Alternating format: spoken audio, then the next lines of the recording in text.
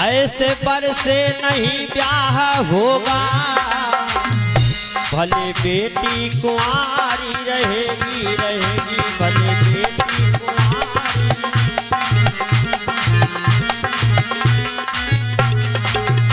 भले बेटी कुंवारी रहेगी। बड़े नाजों से पाला है मैंने, बड़े नाजों से पाला है मैंने, मेरी बेटी दुखारी रहेगी।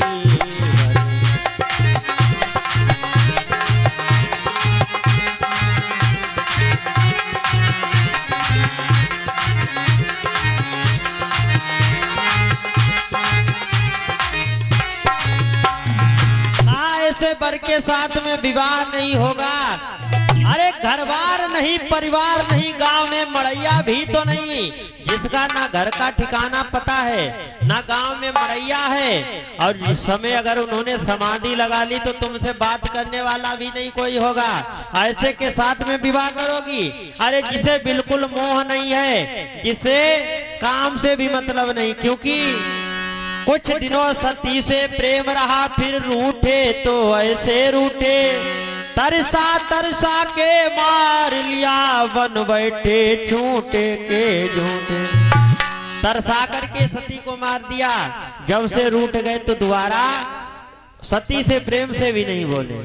बर्छी की तरह, भाले की तरह वो बाग के सप्त ऋषियों के माता पार्वती के लगे हैं, और वो कहने लगी है विवाह करूंगी तो उन्हीं से, क्योंकि तुम नहीं जानते हो मैं अन्य किसी के साथ विवाह नहीं करूंगी। सप्त ऋषि समझ गए ये प्रेम मूर्ति कैलाश भोले बाबा से विवाह करेगी, ऐसा समाचार दिया है जाकर के भोले बाबा को। भोले बाबा ने कहा चलो तपस्या कर लेने दो, देखें पता चल जाएगा सच्ची निष्ठा है। माता गिरजा तपस्या कर रही हैं, उसी समय की बात है। अरे तारक असुर भयउ तहि काला,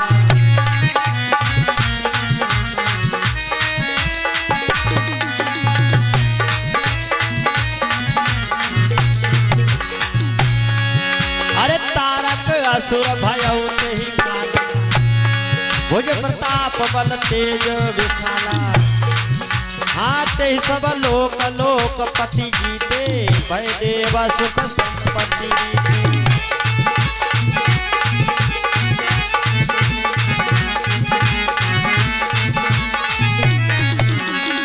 उसी समय की बात, एक तारक नाम का असुर हुआ है जिसने देवताओं को बहुत मारा है।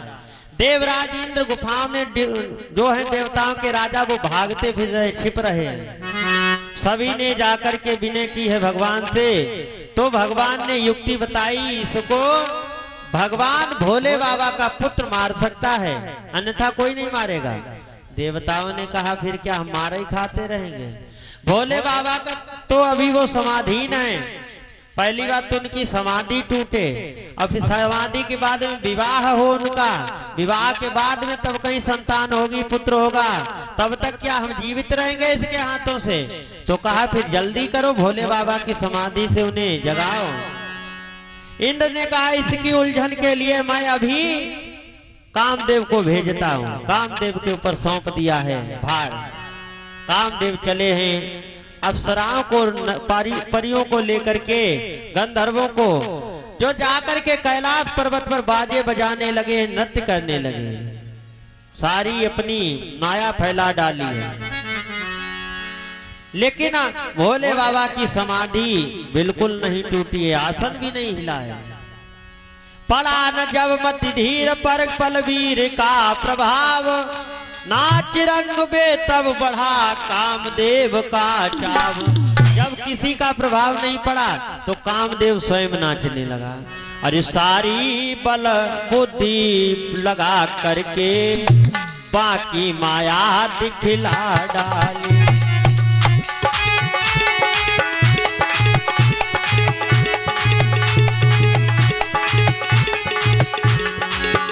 सारी बल बुद्धि लगा करके बाकी माया दिखला डाली। डाली की तनिक बाढ़ लेकर धनुही की डोर हिला डाली।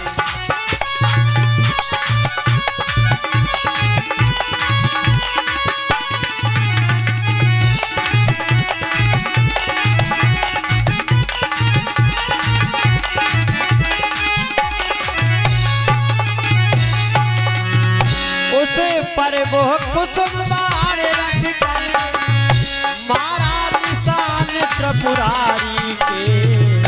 छुट गया ध्यान बाण के साथ खुल गए नारी के।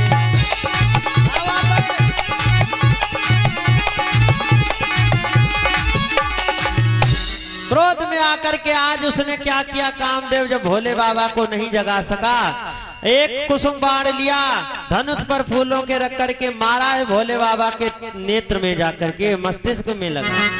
और जैसे ही माथे में लगा है भोले बाबा की समाधि भंग हो गई। भोले बाबा को क्रोध आ गया और तीसरा नेत्र भोले बाबा का खुला है।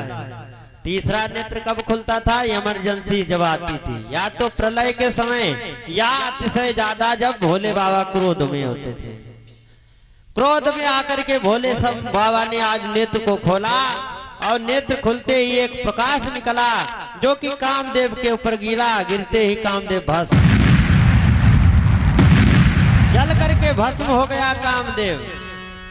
उसकी पत्नी रति जो थी वो रोने लगी, पछाड़े खाने लगी और भगवान से विनय करती, प्रभु हे विधना तोहका बिगाड़ा, जो असियायु में दुख डारा। बिना पति कर्म और का ठिकाना, ऐसे तो अच्छो मरी जाना। हे विधाता मैंने क्या बिगाड़ा था, भरी जवानी में विधवा बना दिया। और कामदेव को बुलाती है, रोती है, पछाड़े खा रही है, कहती है स्वामी मैं तुम्हें ढूंढने के लिए कहां जाऊं। अरे धरती से गगन तक ढूंढूं री, धरती से गगन तक ढूंढूं री, मेरे पिया गए तो कहां गए।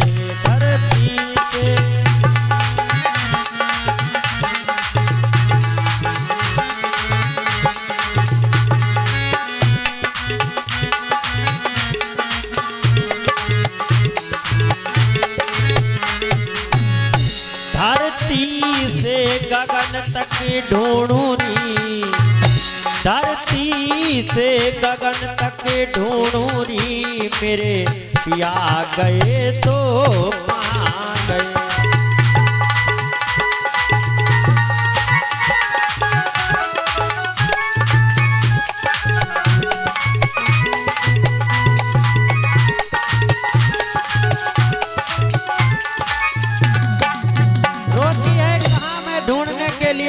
धरती में ढूंढूं, गगन में ढूंढूं, कहां जा करके ढूंढूं। और कहती है, पूछती है, हे चांद सितारों तुम बोलो, हे मेघ मल्हारों तुम बोलो,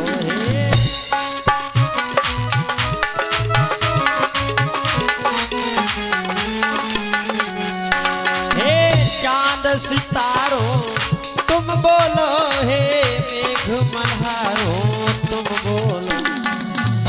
मेरा सब श्रृंगार बिगाड़ करके, मेरा सब श्रृंगार सजा करके तुम चले गए तो कहां गए।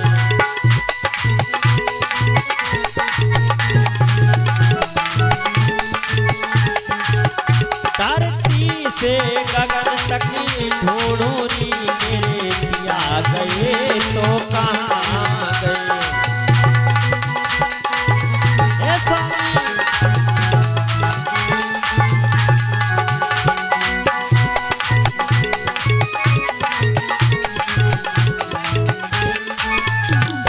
और कहती है, मैं दुल्हन बनी पिया की थी, एक रात मिलन की बाकी।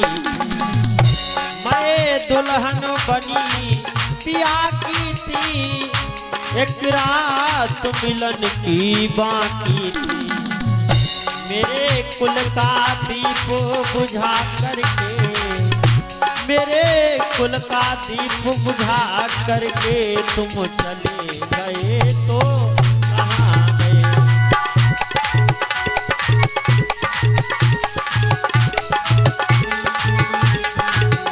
धरती से गगन तक ढूंढूं री मेरे पिया गए तो कहाँ गए। धरती से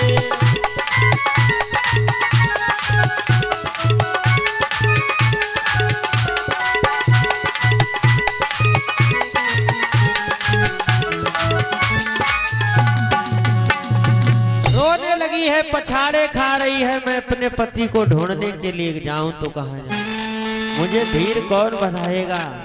आंखों में आंसू लेकर के पछाड़ खाती हुई रो रही है गाय की तरह।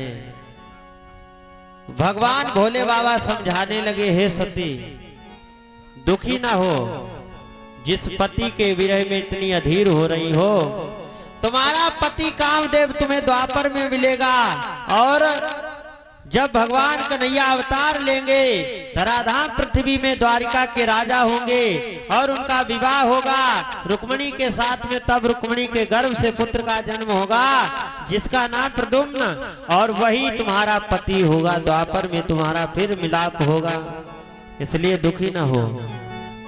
सती वरदान लेकर के उसी समय रति जो है अपने पति कामदेव की लाश के साथ में सती हो गई।